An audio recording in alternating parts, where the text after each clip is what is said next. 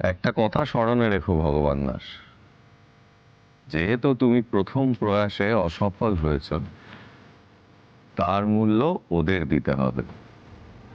তাই বিবাহ সম্পন্ন হলেও ওরা একসঙ্গে থাকতে পারবে না।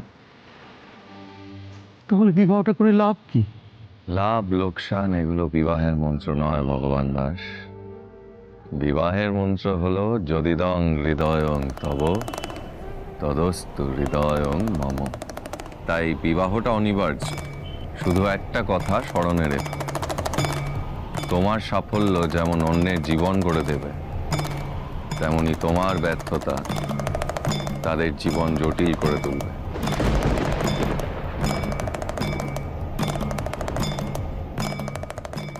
ভগবান দাস প্রতি সোম থেকে শনি রাত ৮টায় জি বাংলা শোনারে।